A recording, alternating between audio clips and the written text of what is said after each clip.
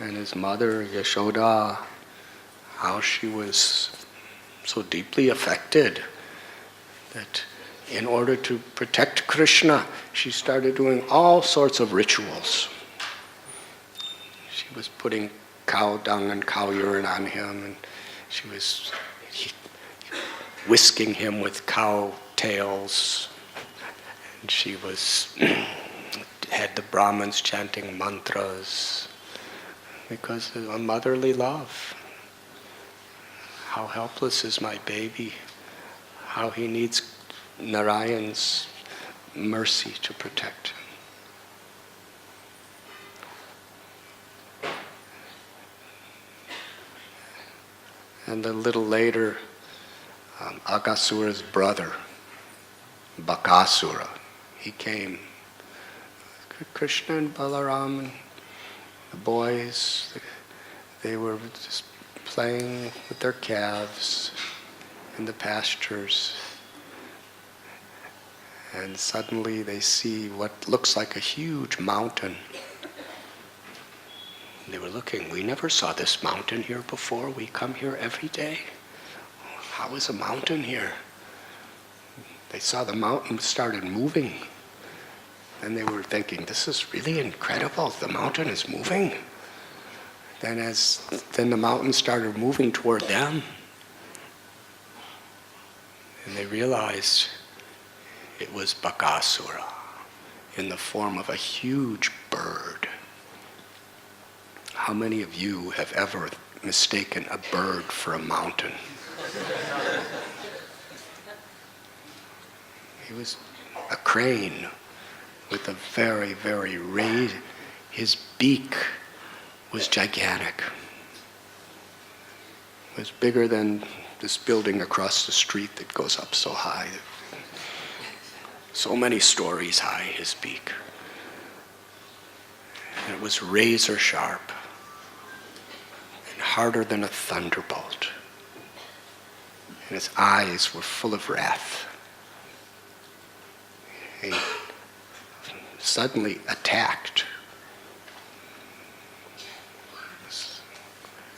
and swallowed Krishna. With his giant beak, he actually ate Krishna.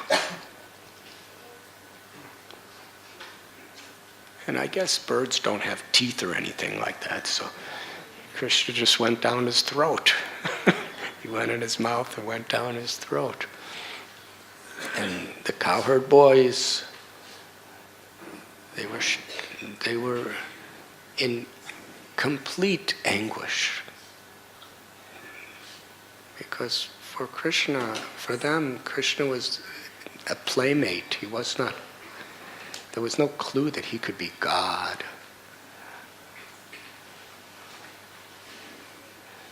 They were weeping, they were crying, they were fainting, they were horrified. And what could they do? They were all little boys. They couldn't fight against this monstrous bird. And Krishna, without in any way showing anyone that he was anything extraordinary, just inside the mouth, only Bakasura knew what was happening. Nobody else knew. Bakasura felt heat, unbearable heat. Krishna began to emanate this Brahmajyoti heat from his body.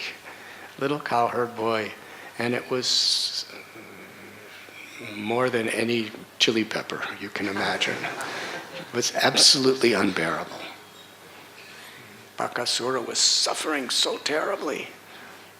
He was trying to keep Krishna in, but he couldn't bear it. And ultimately, he just opened his mouth and Krishna came out.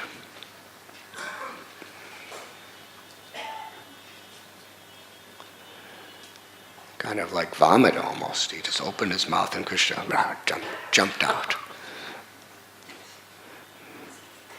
Krishna could have killed him in there, but it wouldn't have been so exciting.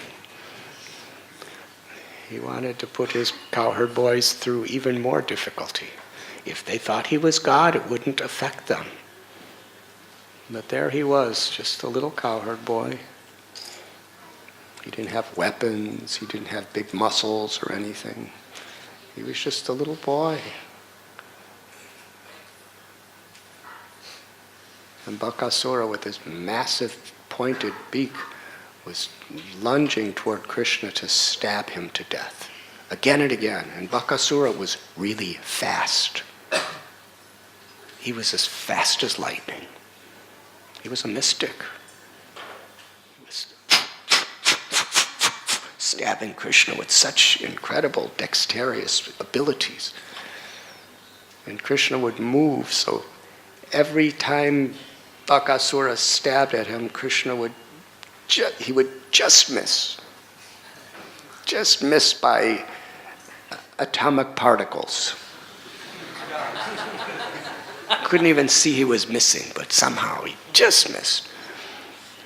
And this was horrifying the cowherd boys. They were crying to God to save him. And ultimately, Krishna grabbed Bakasura he put his feet on one of his beaks, and then with his hands he opened up the other and opened it so wide. How he did it. Bakasura was so big, how little Krishna did it. Krishna is Achintya Shakti. He opened